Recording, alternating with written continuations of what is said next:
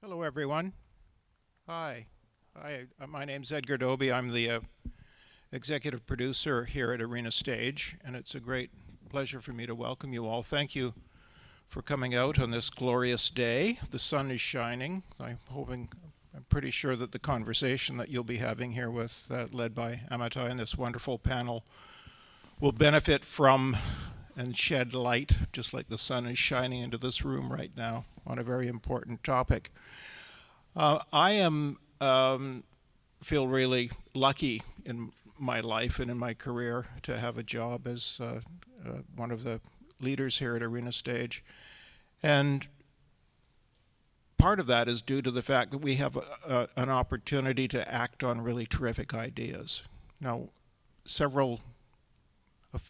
a few years ago, one of our trustees, Eileen Rosenthal, asked me to have lunch with Amitai and with Pat. Now, we had already had dinner once on the terrace here, so we sort of knew each other, but Amitai had a burning desire and a really, I thought, poignant observation about where we were as a community, and the fact that we had lost the opportunity to have and speak to one another in a civil way, that we had so demonized each other and put ourselves into silos that conversation wasn't even possible. And absent the ability to have a conversation on really difficult topics, then you get stuck. You get stuck in a rut, and there's nowhere to go. And you get very, very despondent. And poets and playwrights have written about this state of affairs, and so we leapt at the opportunity to find this great man, this great mind, an opportunity to curate conversations and to use a format that has worked very well for us here. So, and I feel I've met a great friend in Amitai.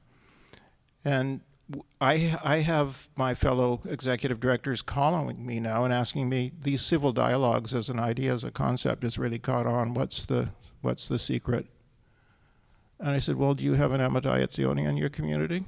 Because if you do, then you can find a way to do this, because he curates and puts together and moderates with a really big brain and a really big heart.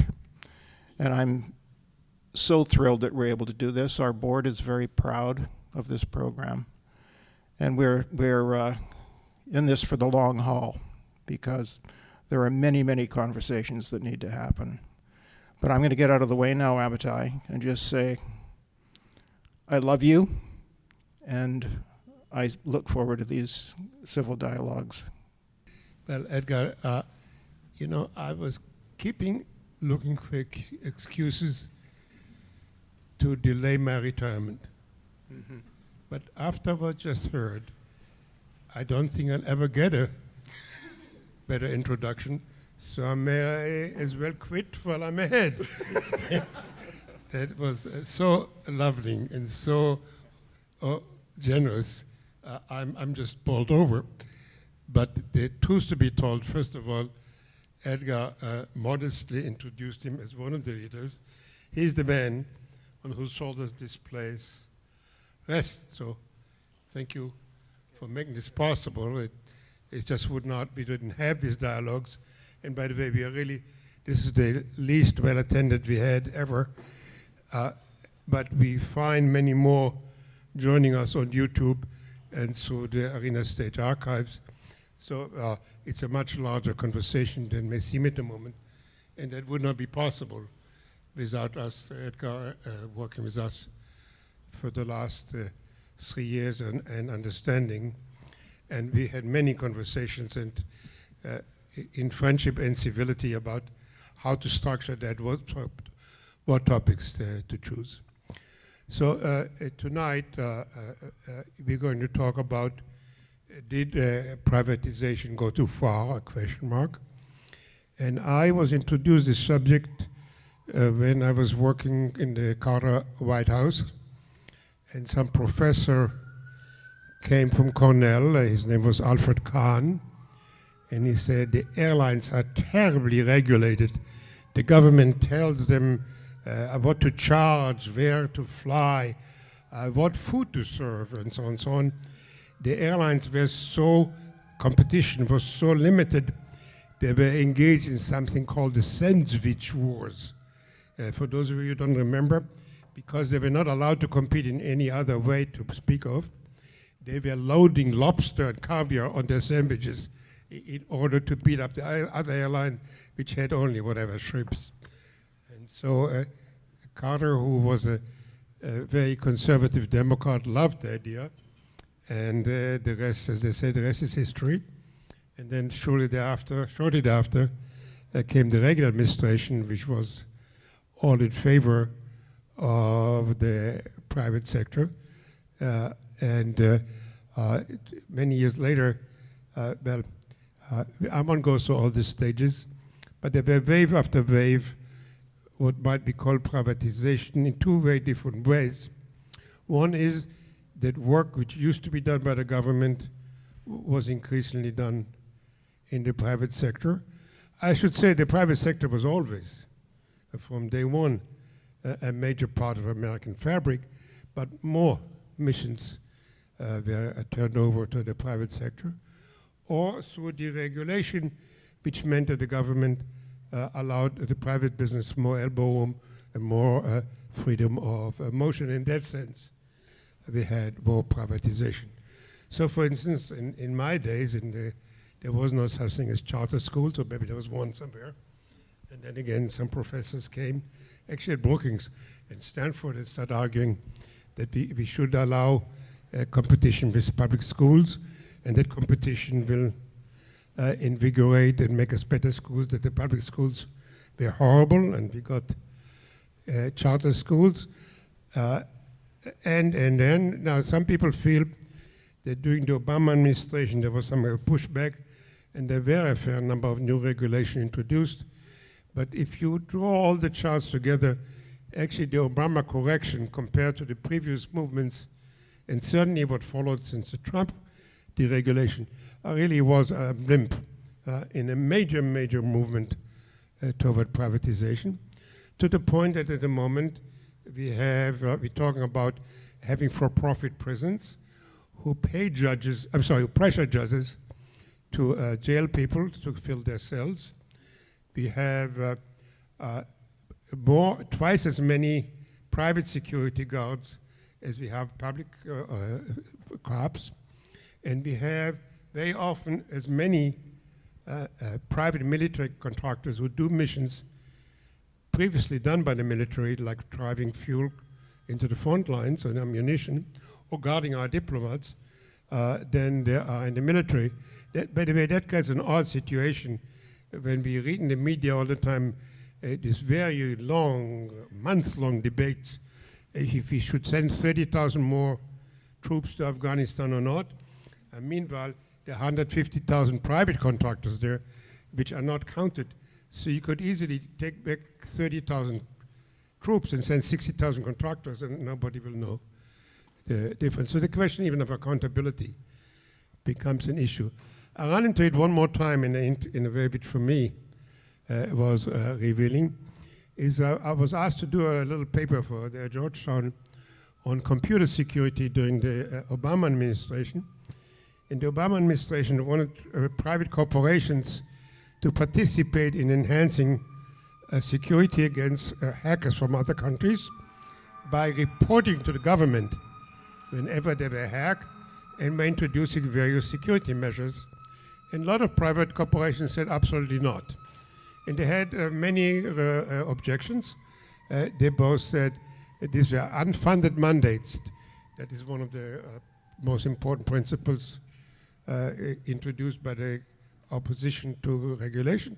They said the government wants us to do all kinds of things which cost us and doesn't pay us for them. And they had other concerns. There was concern of liability. They felt that if they reported to the government and be hacked, there will be published knowledge, and then see people will sell their stock or not use their business. And that ideological opposition that they didn't feel the government should regulate that much.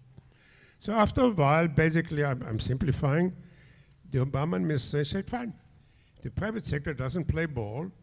We're going to defend the defense contract computers and the State Department computers, and let the private sector be hacked. Only it turns out that 90% of the defense budget business is done in the private sector. So if the private sector's computers are not well defended, the fact that there's a wall around the public computers didn't do you much good. By the way, even intelligence analysis of things like this is done very often now in the private sector. And we talk about now privatizing the VA or part of VA, and some people want to privatize Social Security. So clearly, there is a room for debate. And let me just add a few more sentences, and then I'm very much looking forward to listen and try to stay out as much as the traffic as possible. What I'd like to hear from those who favor privatization is, first of all, a question of theory. I believe, and again, I want to be educated like the rest of you, I believe economic theory assumes the competition will work because nobody can control the market. That anybody will try to control the market by they be out of business. The market will force them. They can't, if they charge too much, nobody will buy. If they charge too little, everybody buy the stuff and they'll be kaput. But it assumes that no unit can control the market. That there all be small units which can be interchanged for each other. But what if you have only two corporations who make nuclear submarines? Even theoretically, does the model apply? What if you have two search engines which control 90% of the search? Even theoretically, does the model apply? Second, again, I'll come back to the government people in a moment, but just one more question for my private sector friends.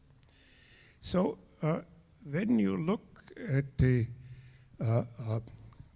barrel of private corporations and you point to one corporation's, let's say, call it Volkswagen, which engineers build a system who misleads the inspectors to look like they passed the inspections for emission. And they say, well, you know, it's a rotten apple. You find in every barrel some rotten apple. Then you stick hand in there and you take out Wells Fargo. It turned out that Wells Fargo created millions of accounts for people who didn't want them and charged them unbeknown. And you say, well, okay, well, another rotten apple. And I go and put my hand in and I pull out Boeing. And it turns out that Boeing caused, maybe it looks like it, 2 airlines to crash because they're trying to save on costs. So you wonder, are there just a few rotten apples, or there's something rotten in the barrel? Now to the people who think, well, their salvation will be found in the hand of more government, I have a few questions for you. Is it not fair to say that the regulation or red tape, as often you call it, is really often devastating? I'll just give one favorite example, which for me stands for all the thousands I could give. At one point, to protect employees' ears, the government regulated they will all have to wear heavy-duty muffins so they will not hear the noise of the machines. And the government required that the machines have alarms that when overheat, they will alert the employees who couldn't hear them because they had the heavy-duty muffins. So this is a very simple-minded example of we all, I'm sure, could provide.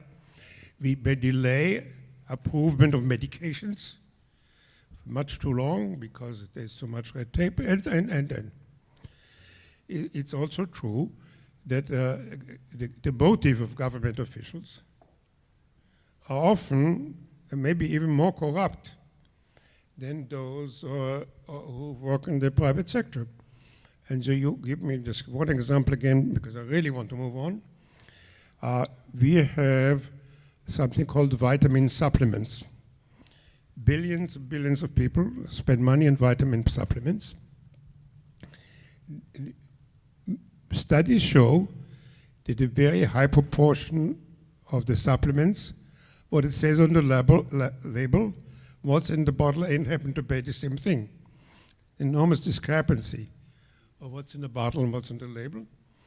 and we have no idea of the safety or efficacy of the treatment because somebody got the government to rule that FDA has no right to control vitamin supplements. Again, this stands for thousands of examples, if I wish I could give you, where the government does all kind of things, which, I mean, to put in plain English, make no sense. So I hope I've been fair to both sides. If not, I'm sure to hear plenty. And we'll find out why we should love the private sector, why we should love the government, or maybe we should be troubled by both. Thank you, Amitai.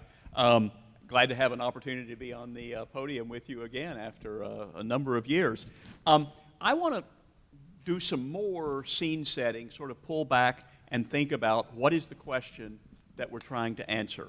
First, I would say deregulation and privatization are not the same thing. Regulation is the government putting mandates, limits, subsidies, controls, prohibitions on private sector companies.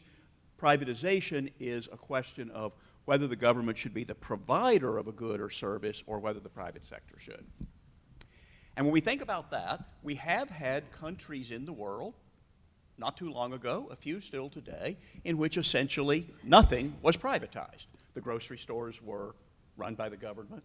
The newspaper kiosks were run by the government. Everything was nationalized, although in some cases it might have been municipalized. And then we have economies that are mostly privatized in that. So they haven't been privatized because they didn't come from anything else. In the post-communist era, there was a wave of privatization of essentially whole economies in places like Poland and East Germany.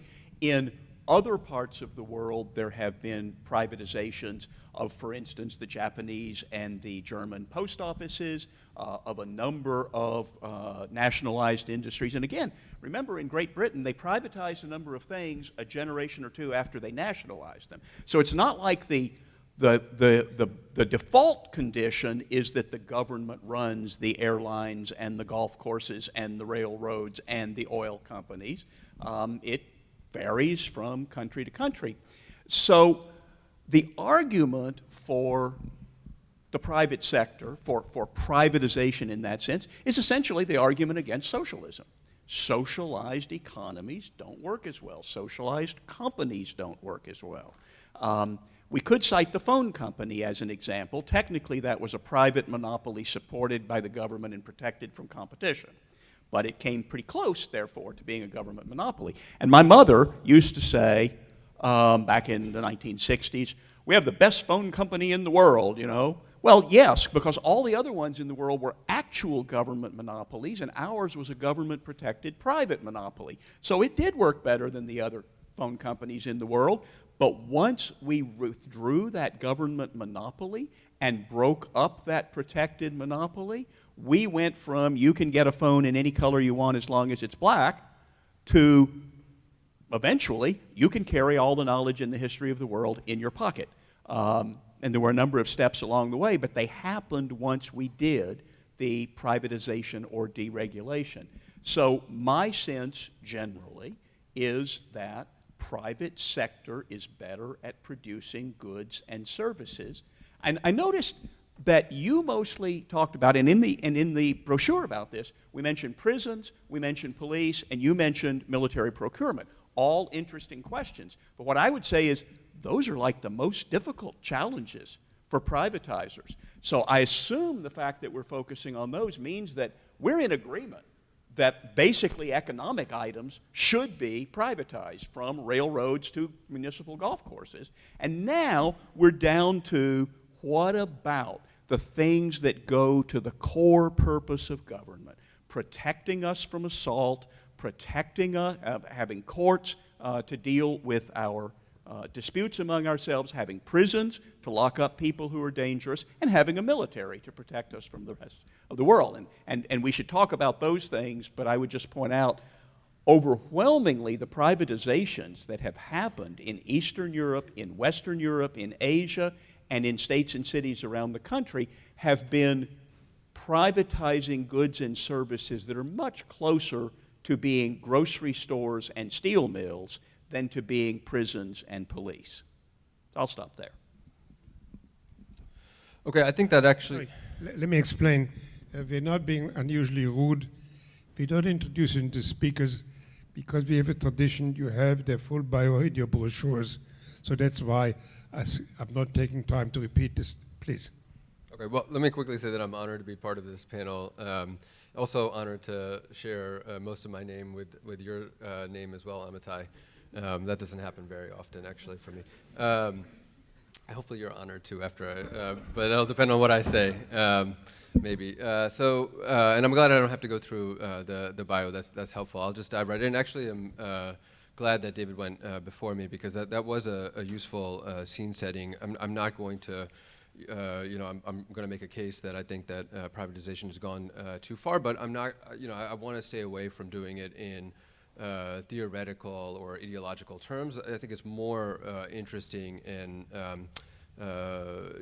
more illuminating to talk about it with respect to specific circumstances and the wide variety of circumstances where what I think should be inherently governmental functions that the public should expect the government to perform and not outsource to private companies is in fact being outsourced and privatized. It's not a question of total privatization versus total public control. I think that the key is to see within the spectrum of private versus public administration, private sector control versus public sector administration, where do we think privatization has either gone too far or where do we think government control is too far? And so, I want to speak to privatization going too far in certain respects. I think the key themes, though, underlying the cases I'm going to talk about are, one, the introduction of privatization leading to conflicting incentives or conflicts of interest, and then the question that stems off of that with respect to democratic accountability when privatization has, in my view, gone too far. I'm going to use the case of Boeing, in fact, which is something that I work on in the course of my work. Specifically, most recently, the reaction to the Boeing crashes, the 737 MAX crashes, because I think that those were fairly shocking. Look, we should be clear. Our airline industry has had a fairly strong safety record over the years, right? So there is something to celebrate there, but certainly that was a huge shock to the public and to this political system to see two planes go down in close proximity and then related to the same cause. As Amitai was saying, we've even gotten more information over the course of the last week that, in fact, it appears that Boeing technicians and engineers knew of a problem with respect to the computer system, essentially, that had been put on the 737 MAX airplanes in order to accommodate the upgrades that Boeing had made to the base 737 airplane model, which had been a successful model for and safe model for Boeing for decades. But of course, Boeing wanted to, in order to increase profits, cut costs, change the model design to allow for essentially bigger engines that then made the planes heavier and required Boeing to install a computer system to offset that. The problem being, though, that they really didn't tell pilots that they had made those software changes, and it appears that they really didn't tell the FAA exactly what changes they had made and how those changes had undergone testing, what had happened during that testing that we're now learning during the testing. Some of these concerns were there that led to the nosedives that essentially happened to lead to the two airline crashes. all of this stems from a change in the law in 2005. People learned this, and after the fact, most people didn't know about this before the crashes, where Congress essentially allowed the FAA, through legislation, to essentially delegate the certification, the safety certifications with respect to new airline models to Boeing.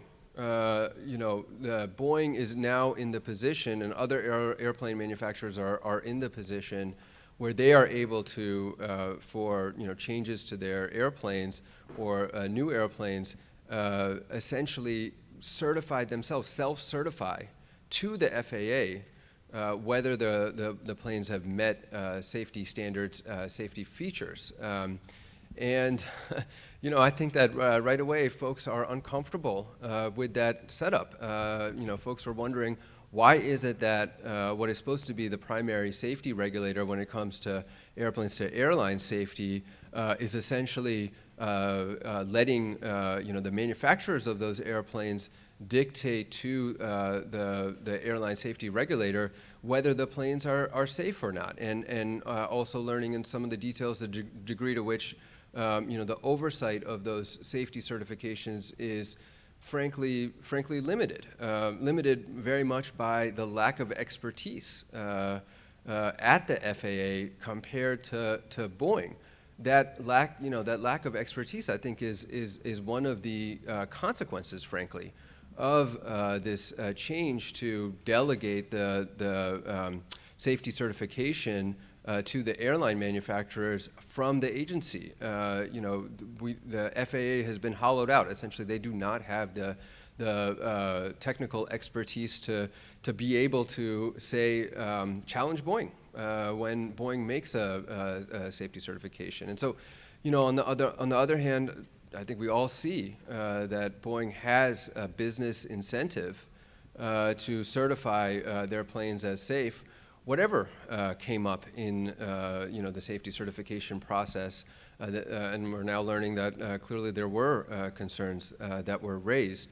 That incentive, is, and I would even go as far as to call it a conflict of interest, is one that is somewhat endemic to, inherent to these kinds of, deregulatory models, or I agree with David that deregulation is distinct from privatization, but these types of self-regulatory, deregulatory models that essentially delegates out what many believe should be an inherently governmental function, the certifying health and safety representations from business and manufacturers.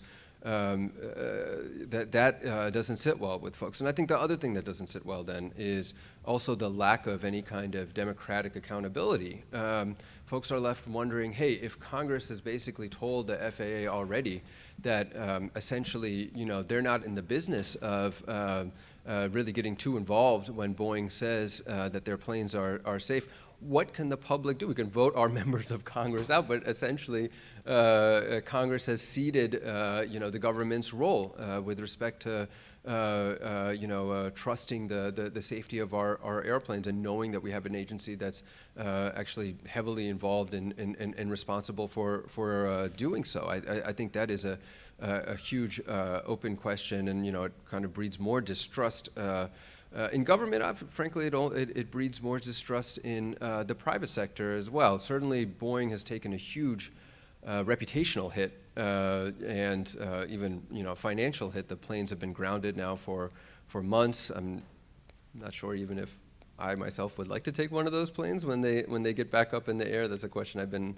asked often, and I feel uncomfortable answering it every time.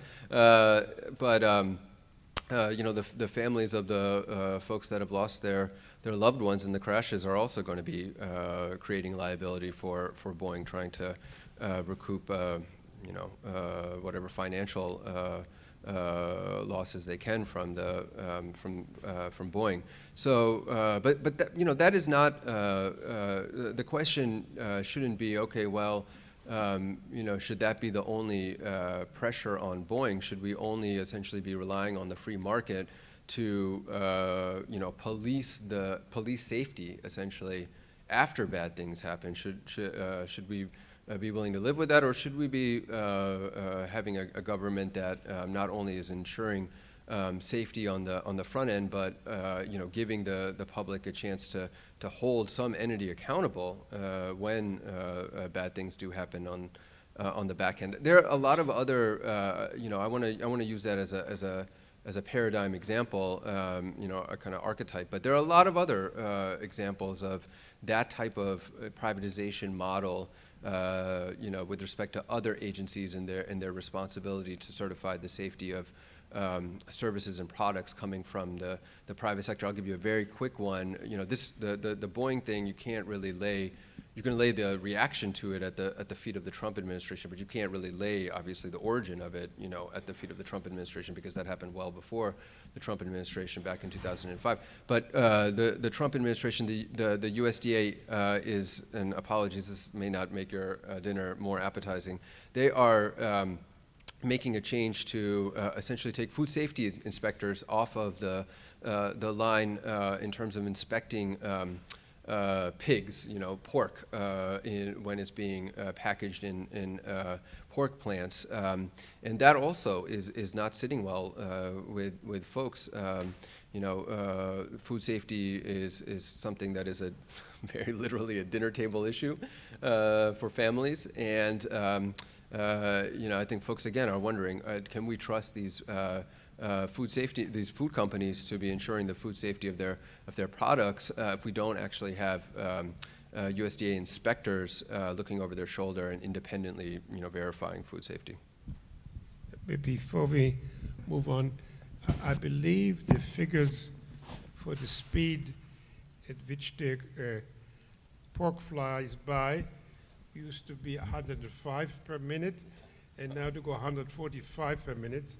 I don't think it leaves time for terribly elaborate inspection.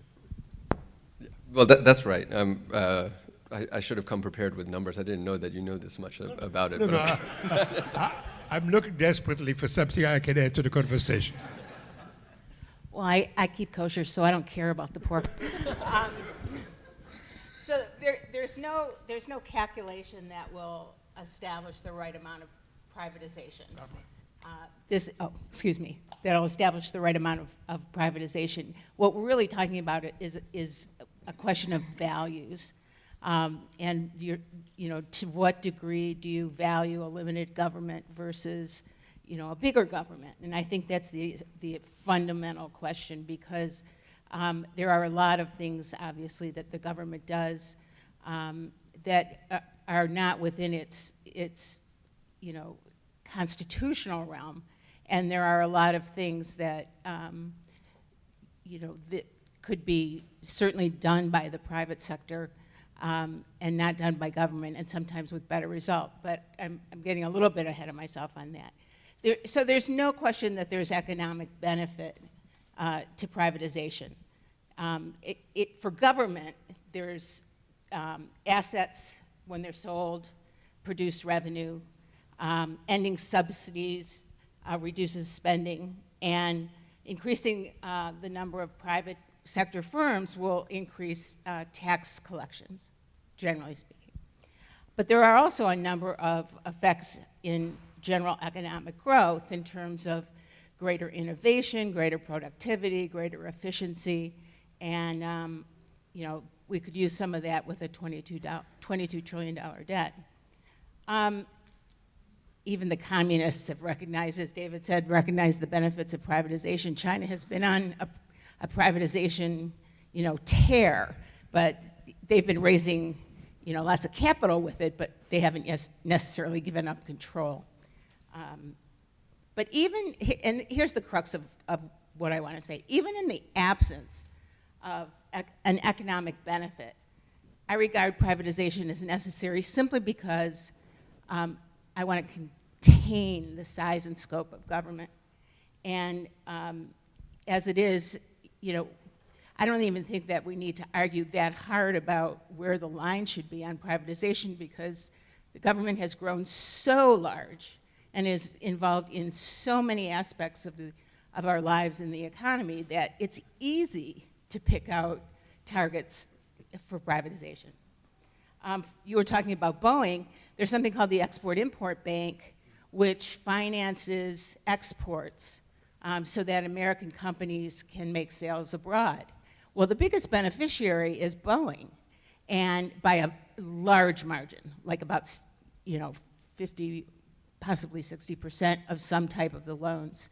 And Boeing had to do without the Export-Import Bank for a couple years because there was a fight on the Hill about whether or not to allow it to continue. And Boeing did just fine. Its back orders increased, its sales, were on the same trend upward. And so, there are millions of dollars in programs like that, much more than millions, actually. Americans collectively shoulder about $18 trillion in debt exposure for loans, loan guarantees, and subsidized insurance across 150 federal programs. And so when you hear about, the government doing something, I think it's important to think about where are the costs? You're the costs. I mean, you're burdened with the costs. It's not that the government somehow provides these things magically and they're paid for out of some deep pocket somewhere. You're the deep pocket. And so that's one of the things I think that has to be really taken to heart in this discussion, because it's not as if the government services are free, and it's not as if they don't have, very very important effects on all of us and on the economy. There's this tendency to regard government agencies or government services as impartial and altruistic, and private entities as controlled by the profit motive and uncaring and so on. But the public sector has lots of incentives. They're driven by lots of incentives, maybe not the profit motive. They probably work better if they were, but they're driven by political incentives. And so we're in a situation where the services that government provides, decisions about them are made on the basis of political considerations, not on the basis of economic considerations or on the basis of some other rationally justifiable basis. It's just different. In other words, private sector has incentives, public sector has incentives, and I think it's very important to keep that in mind when we're discussing what services government is going to provide, because it always has a cost. So the cost, these social benefits are justified as being necessary for people. But there's two problems with that assumption. One is that these social benefits wouldn't be provided otherwise, if other than the government. And two, that the social benefits offset the costs that they impose on the public. So I would like to just put that out there, and I wanted to introduce these ideas in a way that we can have a better discussion in terms of understanding, what's at stake and what we need to think about in this realm.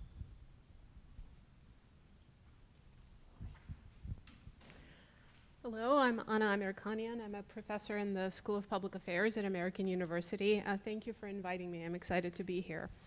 Government agencies have so many different tools and strategies at their disposal.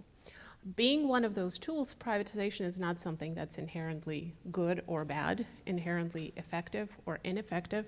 Instead, the question we should be asking is when and how can privatization become a useful tool for improving public programs, for improving cost effectiveness, efficiency, for lowering costs, as well as quality, access, responsiveness, democratic participation, representation, and many other outcomes we care about.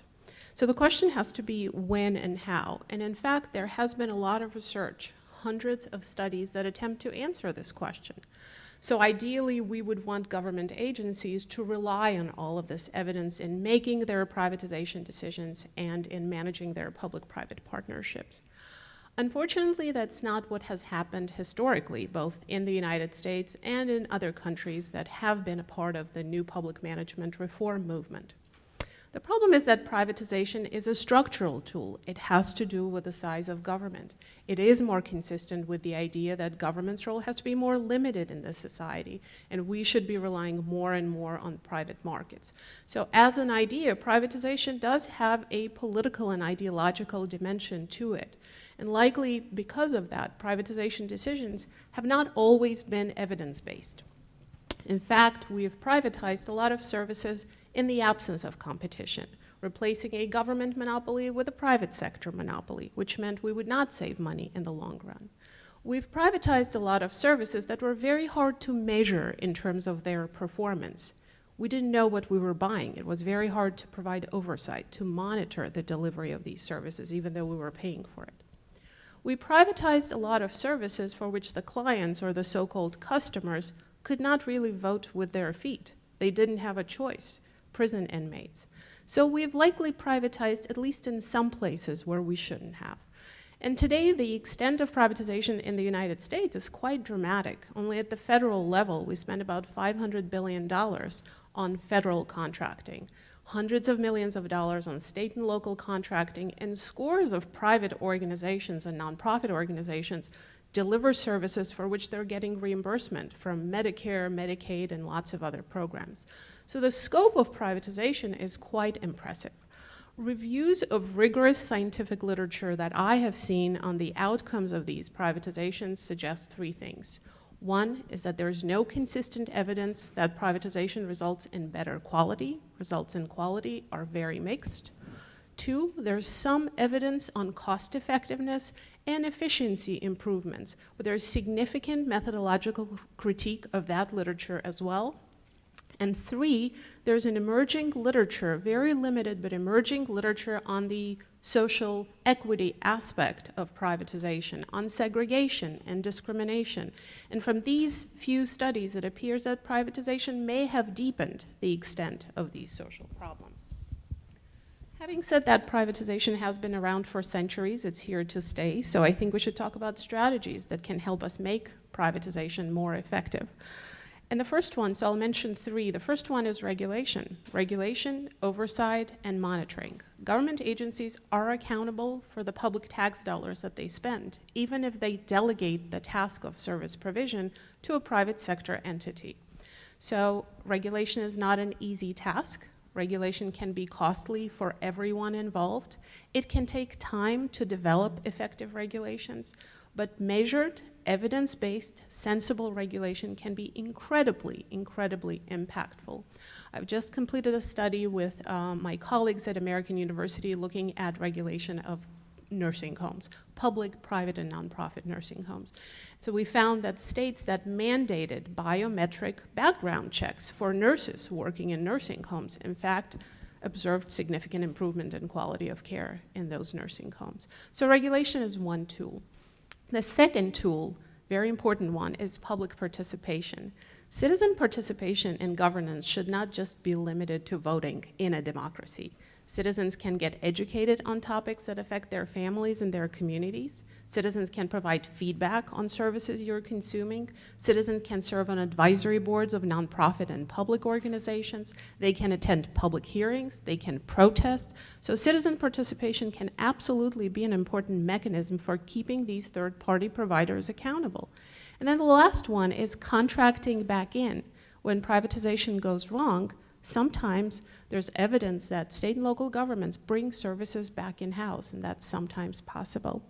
So in conclusion of my introductory remarks, I will say that the way we think about public and private responsibilities is closely related to the way we think about human rights and human needs, and government's role in fulfilling those needs. We all have our own views on what's inherently governmental. Is it something that no one else will pay for, clean air, clean water? Is it something that is so worthy of consumption that we as a society will make a commitment to pay for it, like public education? In some countries, it's healthcare. Or is it something that has to do with enforcing the will of the state? Prisons, detention centers, warfare, national security. So all of these are very hard questions. They're inseparable from political and ideological considerations. They're also influenced by the events we observe in our daily lives. The 9/11 attacks, Hurricane Katrina, British petroleum oil spill, all of these affect how we think about what's inherently governmental. One thing to remember in the case of public services is thinking about efficiency and cost effectiveness. Those are not the only goals we're pursuing in the public sector. Governments are not just running a business, they're running the Constitution of the United States of America. So in evaluating the effectiveness of privatization initiatives, we should be looking at all sorts of outcomes and all sorts of impacts on a variety of social groups in our society, including the most marginalized, socially disadvantaged groups. Thank you. Well, this has been absolutely excellent first round. I'm endlessly grateful and delighted. I think we really clearly mapped the major outlines of what we need discussing. And we're just going to have another brief second round before we invite you to join the conversation. So let's agree to take off the table the question if command and control systems like the Soviet ones are better than private sectors, and agree that indeed the command and control systems are defunct, and even the Chinese don't want to touch them anymore, but ask, are these the only two options? And maybe look at Scandinavia or so-called social markets to ask, are there other options than either command and control or free enterprise? I want to defend the notion that regulation and a private sector belong in the same box in the following way. There really is no private company which is completely unregulated. The taxes they have to pay, they are environmental. So there is some regulation on even the most private sector. And so to the degree they are more regulated or less regulated, measures reflect on how private is the private sector. I think it's a continuum, and therefore deregulation makes the private companies more private. I think it's a fair statement. And I fully accept the notion that focusing on the prisons and on the police, that gives not an accurate picture. So here what I suggest for the last round before we go to questions, let's focus on human services. Let's look at nursing homes, let's look at hospitals, let's look at schools, let's look at museums, operas, cultural universities. And I did a little study of that, and I found to my surprise that the best ones in each sector, without exception, are neither public nor private, but are not-for-profits. So if you think about the best universities, you will think about Harvard and Stanford and MIT. They are not private, they're not for-profit like Phoenix. They're not public like Cornell. They are not-for-profit, public. They're called public, but in quotes. They're not public governmental. They're run in a very peculiar way. If you want to go to the best hospitals, I strongly suggest you avoid St. Elizabeth or Bellevue or any of the government ones. So there you can, if you can get into Red Reed, then you do fine. But I think you want to avoid most of them. The for-profit hospitals, you better watch your pocketbook and the rest of your body. The hospitals you really want to go into, Mount Sinai and so on, are not for profit. And I don't want to take more time, but the nursing homes, I did investigate profit-making nursing homes. Please, go to a not-for-profit one. So that is my biased way to stimulate our panel to accept the notion we should not look at the most hard cases of police and prisons, but let's look at human services and see, are there only two alternatives, government or private? Is there a third sector? And where did we get what we just heard, the best outcomes on a broad basis? Now, I was going to go the other way around, but you just had your say on the subject. So why don't we go with Barbara and then, No, go ahead. Oh, with honor? well, whatever. I'm sorry. You willing to lead the march? There you go. You pose a very interesting question. There's a couple things I would say. One is that I don't think we don't need to be constrained by anything but our creativity in terms of different ways of doing things. But what we do know is that regulation tends to restrict innovation, and it tends to benefit the dominant and the incumbent players in any given market.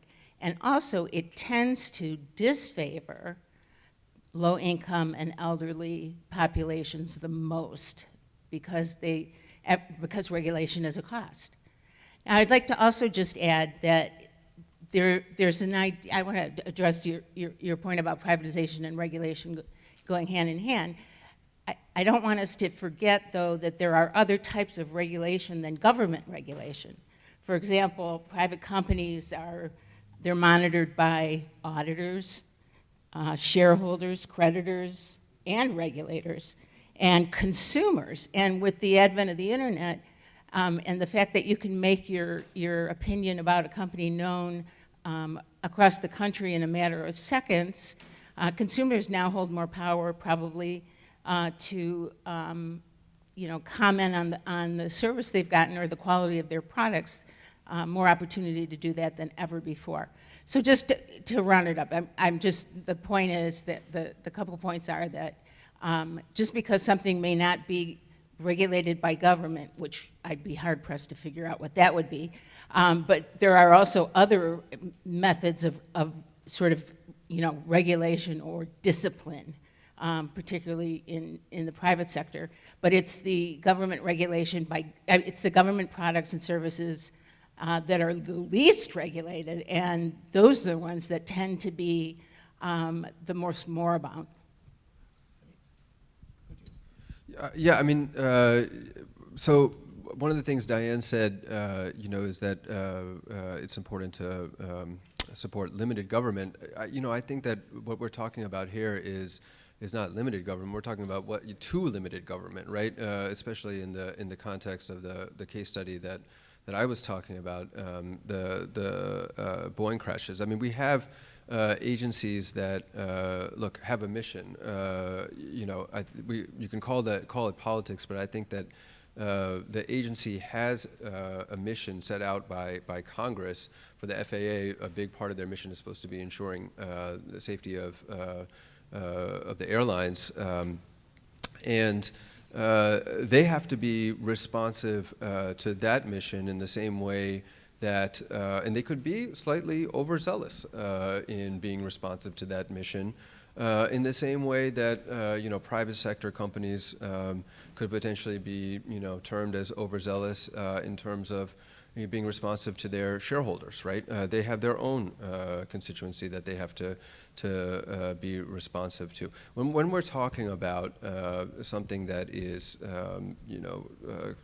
something that I think most people would recognize is a value that can only be preserved, essentially, if government is involved, potentially to a fairly high degree, depending on what we're talking about. Then I think that privatization presents a real danger. In 2005, certainly the delegation of this authority from the FAA to airline manufacturers came under a strong ethos of privatization.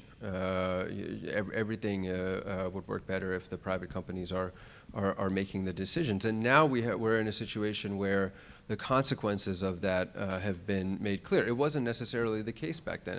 In 2005, look, we had had we had a strong record of airline safety, and so you get into a space where it's not so surprising. There were certainly opponents of what they were doing in Congress back in 2005, but it's not so surprising for folks in Congress to think, hey, maybe we can let the airline they've been good, so good, they have such a good safety record. Maybe we can let the airlines start telling the FAA whether their planes are safe or not.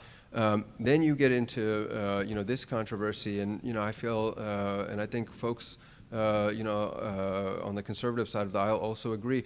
Oftentimes we're stuck in a situation where the government has to respond rapidly to a crisis. And you get in a situation where the government may have to react in a way that would have been a stronger reaction than how they would have reacted in the absence of a crisis. And oftentimes we see conservatives opposed to, say, in the wake of a financial crash, to aggressive financial regulations. I don't support a system in which we're essentially regulating by crisis, because certainly it will lead to potentially stronger regulations, more aggressive regulations than you would otherwise have. But that is what is happening in this situation and many others. The last thing I would say is I'm not even sure if the FAA, the question after the Boeing crashes is, well, can they just flip the switch and get back the power to start certifying whether the planes are safe rather than the airline manufacturers? And the response was no. The FAA does not have the capacity, will not for many, many years. They are about multiple thousand members in terms of staff short, and tens of billions of dollars in terms of funding short of being able to actually assume the responsibility to certify the safety of planes. So this is not a switch that we can flip now back on very quickly, and we're in a big problem here due to the privatization, the outsourcing of the certification issue. Just one more minute. So I understand you focused on Boeing because that's something you're currently working on. Did you previously work on anything to do in the human sector? And can you go back there for a moment? We work a little bit on the nursing home issue.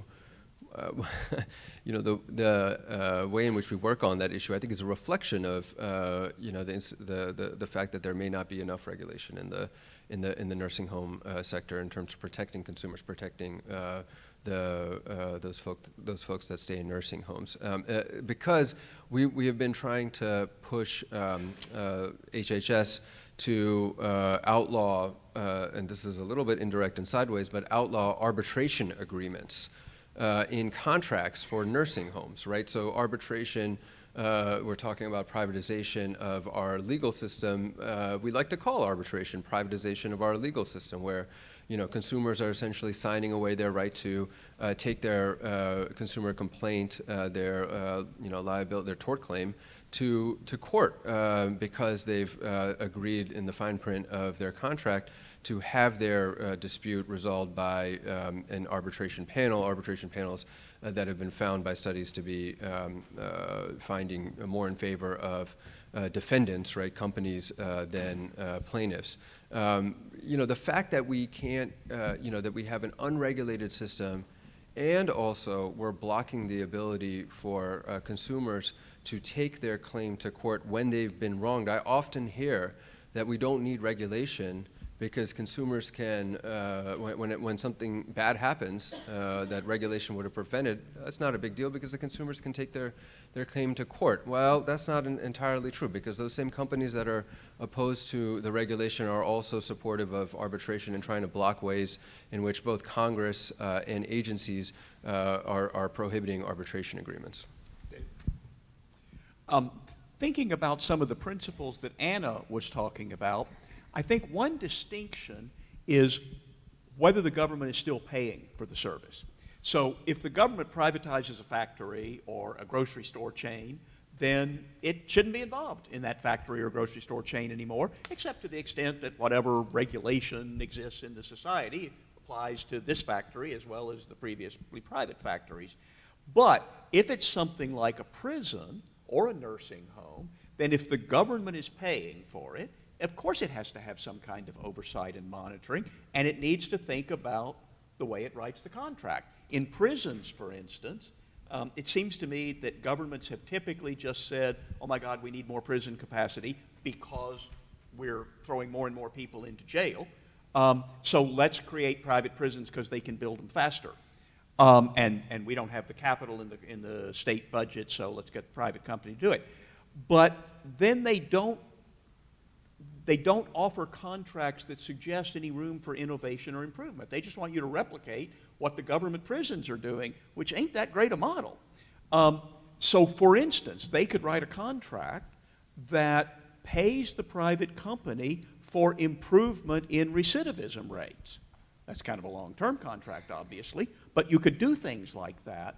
And I think the government hasn't been very good at that. So I would suggest that oversight isn't just a matter of keeping an eye to make sure they don't do anything wrong. It's thinking about what would you like to get from that service. But I also think about schools. And there is a case where we do have a tiny number of for-profit schools. In the universities, by the way, we have a lot of private colleges that are in an intensely competitive environment. So a lot of the benefits that you get from competition, you are getting in the university world. On the other hand, third-party payment creates a lot of problems there as well. But think about K through 12 education. We have a tiny number of for-profit schools, a fair number of nonprofit schools, charter schools, which are actually still government schools. The government owns them. And then the public system schools. And it seems to me that the government systems in 50 states and 13,000 districts have not done such a fantastic job that their monopoly should not be questioned. In every urban area in the country, there are serious complaints about the quality of the schools. There are serious concerns about the achievement gap. And to say that in districts like that, or other districts, but those are the ones I think we worry about the most, to say that in districts like that, parents shouldn't have any choice, they should have to go to the school down the street to which they are assigned, I think is crazy. So even if the government is still paying for each child's education, giving the child a choice about, or the child's parents, a choice about what school to go to will get some benefits of competition. Now, I will say, this is an example to me where we've still, even with a voucher plan or a tax credit plan or a robust charter school plan, like we sort of have in D.C. now and they have in New Orleans, you still don't have as much competition and innovation. Is it necessarily the case in 2019 that the best way to teach children is to march them into a box from 8 to 3 every weekday for 12 years? Think about the technological improvements, the revolutionary, completely unanticipated, revolutionary improvements in what we still may call a phone, but is actually a whole system of information transfer and communication. Now imagine that for the next 50 years, we had a free market in education. Entrepreneurs, parents, nonprofits, for-profits, even governments offer their services to parents who are completely free to choose the school they want to. And let's assume that there's some sort of education stamps for the poor. I do not believe that 50 years from now the schools would look the way they do. More people are going to watch this event on the internet from around the world than are here today. Why can't that be true for children? I want to say K-12 children, but maybe they won't be K through 12. They'll just be children and teenagers. Couldn't they maybe get a lot of information, a lot of education off the internet? Interactive programs. We're putting almost no research and development in. There's no profit incentive to do a better job. I think that a significant degree of privatization of the education of under 18-year-olds would yield benefits that we cannot imagine right now, in the same way that the first time somebody came to a Cato Institute forum like this and said, look, I've got a portable phone, and it was bigger than a brick, but it was exciting because no one else had a portable phone. That was only 30 years ago. look at the change we've had in those 30 years. What could we do for education if we went much further in the direction of privatization than we have? I'm glad we're talking about health and human services. We certainly, I think, agree on more points than we disagree here on this panel. Certainly, it's not about trash collection and hazardous waste removal. We all agree these can be delivered more efficiently. We can certainly save money on that, and there's a competitive field there. So health and human services is an interesting field to look at. And I think there are 2 points that I would want to reiterate or highlight from my previous comments, and health and human services is a fantastic context to highlight those points. The first one is the goals we're pursuing in the public sector. We certainly want to lower costs, but we also in particular care about quality of services and people's access to those services. And so if we look at, for example, the context of nursing home care, we currently have about 15,000 nursing homes in this country. About 67% of them are for-profit, about 25% are nonprofit, the remaining 6 or 7% are governmental nursing homes. For about past 20 years, we have clear evidence that for-profit nursing homes, the majority of our market, even though most of the care they provide is being reimbursed by the public programs, Medicare and Medicaid, quality of care in those nursing homes is inferior. And in fact, some of my research shows that when you change ownership, when you privatize a county-owned nursing home and it turns into a for-profit facility, quality goes down within a couple of years. So there's some interesting evidence suggesting that costs are important, but we absolutely need to look at quality of care as well as access. Same may be true for schools. Creation of charter schools certainly has been one experiment in privatizing public schools, and there's some interesting research coming out now suggesting that racial segregation is one particular concern that is associated with charter schools. So we have fewer charter schools, but they account for a major portion of racial segregation. The second point that I think this context highlights very well is that context really, really matters. There's no single rule on privatization being good or bad. We ought to look at the context and decide whether it's appropriate for this case versus another case. So we ought to look at the market, whether it's competitive or not. And you know, in social services, they say once a contractor, always a contractor. The same organization can be county's contractor for 15 years. And so that doesn't do much in terms of quality or cost effectiveness. We need to look at the market. We need to look at the type of service. Is it easy to spell out everything that you're expecting and communicate that to the private entity? And we also need to look at the capacity of government to monitor these services and capacity of the contractor and the private entity to deliver these services. And I think the implementation of the Affordable Act, for example, is a great illustration of how the same policy can have elements where privatization was successful and where privatization was not successful. If you look, for example, at the launch of healthcare.gov, it was regarded as largely unsuccessful. I think something like 6 people signed up for insurance during the first day when healthcare.gov went live. And some of the issues with that problem or with the failure has been that certainly a lot has been contracted out and subcontracted out in terms of the implementation for that website, but there was no leadership and management capacity that would guide this process and provide sufficient amount of specification and oversight. So that's one part of the ACA implementation. On the other hand, Affordable Care Act was also implemented by states in localities, and in some of my research, I've looked at contracts by state and local governments for navigation and assister services. So navigators and assisters are individuals who approach people in different places and salons and spas and barbershops and explain people, it's very important for you to get health insurance. Let me help you with information on how to get that. And in fact, those contracts were amazingly successful. And you compare the two and see that in one case we have this very complex thing, IT, and HHS did not have much experience with contracting such huge IT projects, and there was not enough management and leadership capacity to implement that. And on the other hand, we have a very simple task that is very easily measurable. Someone signed up or not, someone assisted another person or not.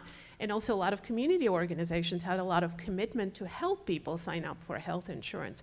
So I think that that example just illustrates the fact how a single policy can have successes and failures in their privatization, because they may have taken advantage of the quality of the nature of the service, or the nature of the market, or the capacities that public and private organizations had and brought to the table. That was completely fine. Thank you so much. It's high time. For those of you who want to make comments or questions, this microphone is yours. Please come here, and we'd love to hear from you. So, Unfortunately, when your opening remarks, you ruled out a discussion about whether, to me, the issue isn't so much privatization or less privatization. The question is, can we have an actually planned economy which meets the needs of working people all around the world, or do we have to have economy based on competition, striving to make more, et cetera, et cetera? And I think that question really has to be addressed in a more serious way. We've seen where competitive economies have led us to. World War I, World War II, constant ongoing wars, constant fights between different groups of businessmen, corporations trying to make more and more money, pretending they're serving working people through this process.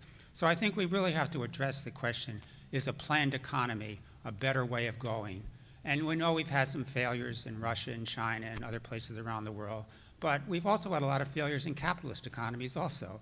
So I think we have to, delve a little more deeply into that question. So I'd like to hear some of your comments on that. No, Barbara. it's not the question I wanted to answer. Okay, I think history has taught, at least it's the lesson I've drawn from history, I'll put it that way.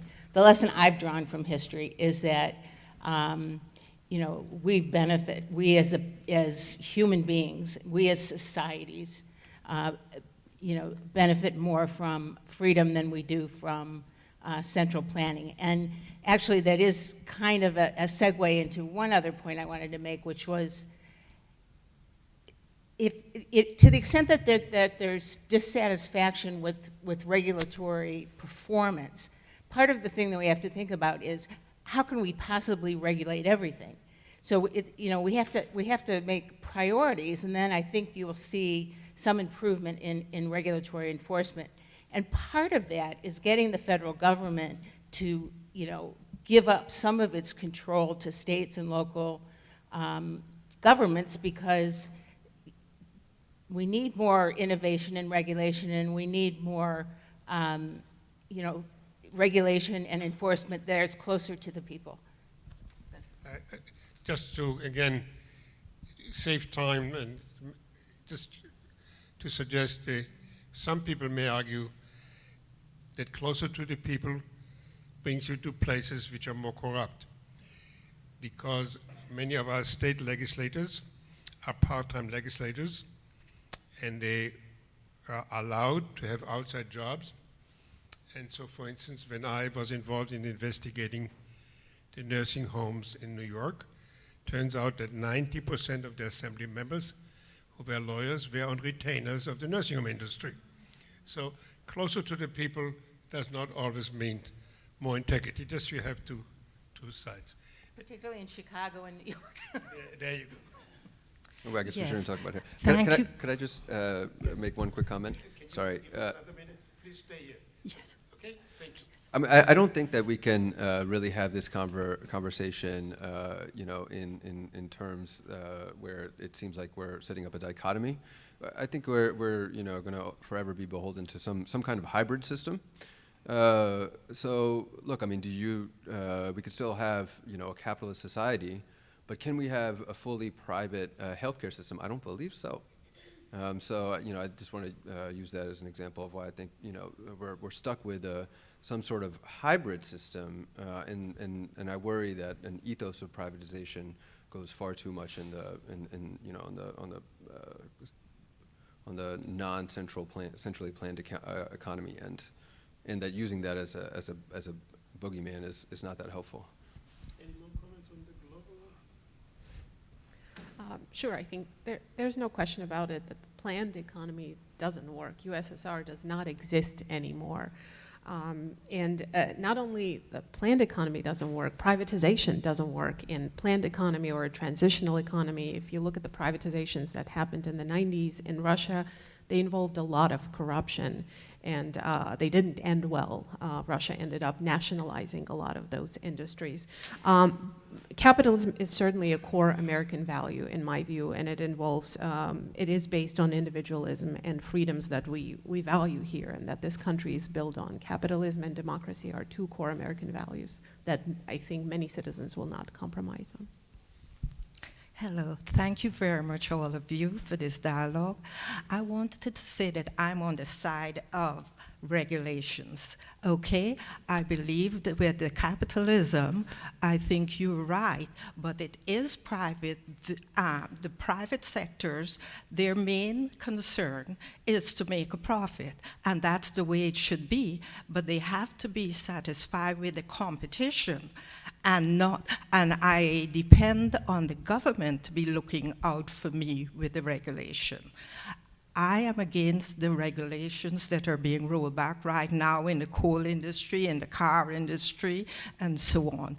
And the one thing that I have a concern about is why is it that the private sector is having so much influence in Washington, in Congress, with their lobbying and rolling back of regulations? Thank you. Thank you very much.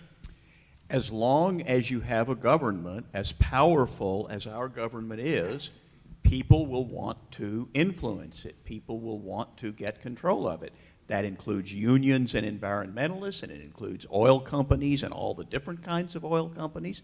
You're going to have political and special interest influence if you have a government with $4 trillion to hand out and trillions more to reallocate through regulation.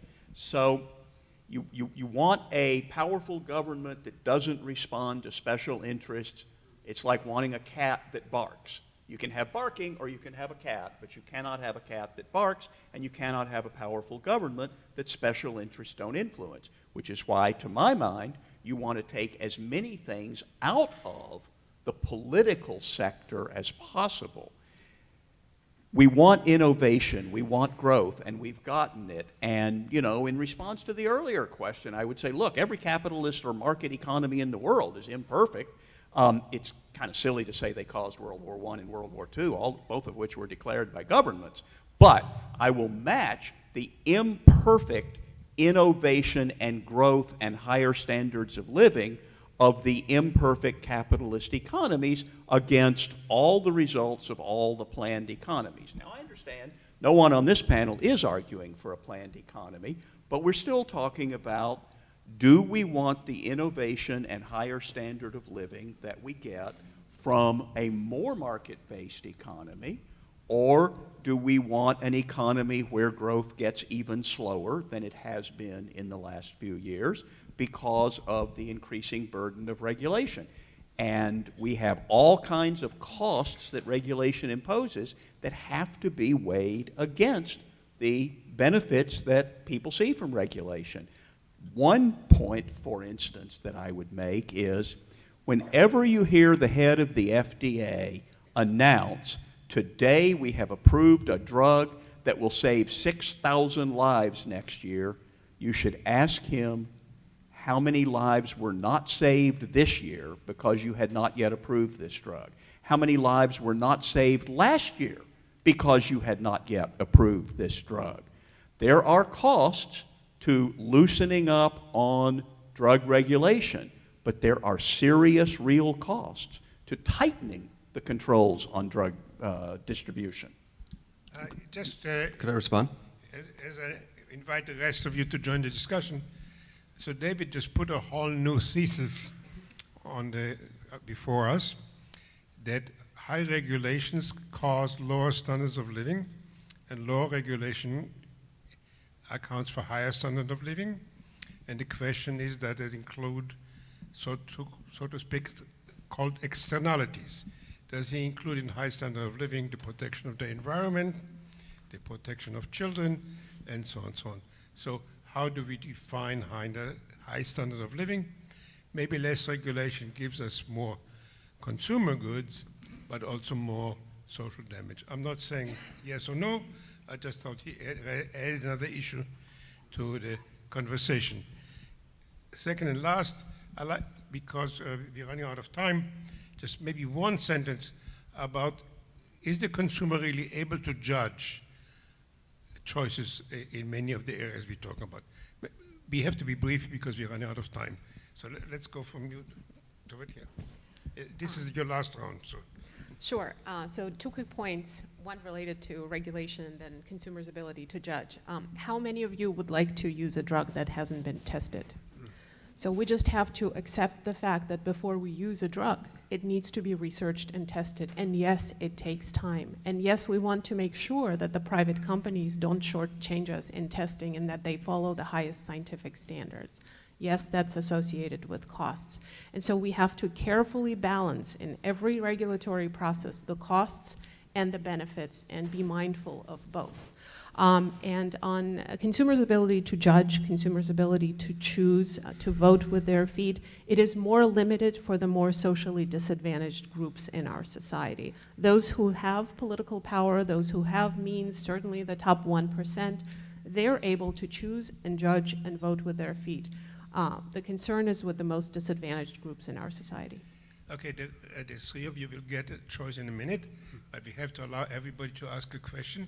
So we can get 2 more questions, and then the 3 of you are going to get the last words. Please, sir. I guess I'd piggyback on the last statement because, on the one hand, we're in love with the idea that the consumer chooses and individuals are cognitively capable of making informed, responsible decisions. But to the extent we have information asymmetries, for example, our privacy on social media, and we're not able to really control and deal with that effectively, even with the charter school participation, I see parents opt into the charter school on the idea that just going to that institution, leaving the public school, is going to provide a better outcome. And they have no responsibility, no input in the process. And they end up moving their kids back and forth, finding if they're not involved and the kid doesn't change, there's not really any benefit to moving into the charter school. Well, on the other side, when it comes to deregulation, the public sector being involved in trying to fix things. If we've already conceded the public sector is partially captured by corporate interest and others, and if we've already accepted with the FAA, for example, public sector is not as well informed as the industry, well, we're often going to possibly have government come up with second best interventions that could end up being worse than the situation they confronted. So people can play with either one of those they like. Thank you very much. Please, you have the last question. So. I actually have 2 comments. First, on this question of whether regulation creates a higher standard of living or a lower standard of living, I recently lived 3 years in the Philippines, followed by 3 years in Germany, a country with abysmal regulation, followed by a country with some of the highest regulation in the world, and no question which had the higher standard of living. But the question I came up to ask was, I recently retired from 34 years in the State Department, and I sat through, years ago, Al Gore's reinvention of government. And I remember Al Gore coming to the State Department and saying, what you need to do, what government needs to do, is model itself on Harley-Davidson. Harley-Davidson has employee engagement. The employees decide what they're going to do and not do. And I'm looking around and saying, consular officer at the State Department, I get to say, it's not profitable. That line of assistance to American citizens isn't profitable, so we're not going to do that anymore. Government has a lot of responsibilities that can't be evaluated in a profit motive, and we're stuck with, public schools have the kids whose parents aren't making a choice, no matter what choice they have. We have to educate those children in the public school system. Likewise, we end up in hospitals and public hospitals, again, with the bottom of what I say, the pinball machine of life. And so how do you respond to that? Thank you very much. Another question? Boy, there's so much good information here and approaches to this issue, but I didn't know which one I wanted to address. But I think what I will address is the issue of if we have we can have less government because people can vote with their feet as to whether they want this, that, or the other. But our environment is so complicated now and so complex that you cannot vote with your feet anymore. You cannot look up every single vitamin that you want to take to find out whether it's really effective and really this and really, because it's just too much. So the government has to help us do that, or it's just too much, okay? And the other thing is, but the government also cannot have a person looking at every single assembly line to make sure that things are good. So the issue becomes that we have to have private companies responsible for their externalities, because they have put way too many things that it's not my responsibility to take care of the fact that I've just ruined the river. Okay, so that's just my 2 cents. And with school systems, that's the big question of what is government responsible for? Is it just giving our kids information, or is it a bit of a socialization thing too? So if everybody was just school at home, what kind of a society would we have? Thank you. Excellent questions. All right, Barbara, last. Okay. I'll very But quickly, briefly, please. I'll very quickly just say something about the environment, because it's come up a couple times. As I said at the very beginning, government is also driven by all sorts of incentives, and just as the private sector is. And on environmental regulation, if you look at the actual performance of agencies over time on the environment, there's some pretty dismal results. For example, if you look at the Forest Service management of federal forests, their failure to maintain those federal forests led to, the massive burning of forest land in California and in the West last year. But in any event, so I would just encourage you to not take at face value that the government is always the better steward, because in many, many respects it's not. Thank you. Okay. Last words. Brief. Yeah, okay, great. Let me just give you one example. I mean, actually, on the costs of regulation, it is true that, you'd much rather live in this country, which has higher regulation than, say, sub-Saharan Africa, which has a very low level of regulation. California versus Louisiana, or California versus West Virginia. California generally is the archetype for having, the highest state level regulation in the country. But when you look at the economies, California's economy is much stronger, even on a per capita basis. Let me go to the for-profit college, because I think that distills everything about just how influenced this government is by special interests. The for-profit college industry, it's not that large, as David says, is entirely sustained by government payments. It's government subsidized. This for-profit college industry would not exist except for government subsidies, and that's in the form of payments to the college, and then obviously students take out loans, right? These are federal loans, and yet we see conservatives increasingly pushing to keep a private option when it comes to for-profit colleges, despite increasing and rampant claims of fraud and outcomes that are, very poor compared to not-for-profit colleges. Essentially, you're getting, it starts to resemble a racket pretty quickly. You're providing students with what's becoming a worthless degree. You're not requiring any standards on the front end for universities to demonstrate the representations they're making to students are true, or the outcomes that they get for students are true, and yet you're just funneling all this money to the for-profit college. It can't be a coincidence that essentially Secretary DeVos is extremely in favor of for-profit colleges and has essentially hired top-level political officials at the Department of Energy that were immediately prior to coming to the Department of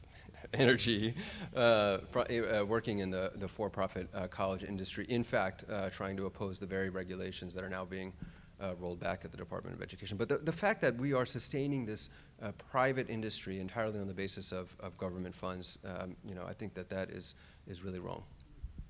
Let me say something very quickly about Germany, the Philippines, and sub-Saharan Africa. There's a book that comes out called The Economic Freedom of the World Index. If you look in that, you will see that Germany is in the top 20 freest economies in the world. I'm not sure where the Philippines is, but I'm going to bet it's around number 100 freest economy in the world. And sadly, sub-Saharan African countries are all in the bottom quarter of economic freedom. So there may be visible kinds of regulation in Germany, and you may not see those kinds of regulation in Philippines, but the countries that have not succeeded economically as much as, say, Germany, it's because they tend not to have the rule of law, secure property rights, sound money that you can count on being worth more or less what it was yesterday. Those are the things that made Germany rich and made the United States rich, and as it happens, allowed the people in those now wealthy countries to decide to purchase collectively more of the kinds of regulation that you're talking about. They don't have those in sub-Saharan Africa because they have no wealth production.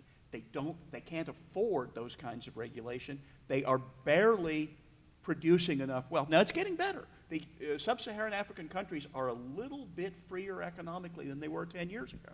So, you want a good, strong market economy, and then we can start having these arguments about how much regulation to have.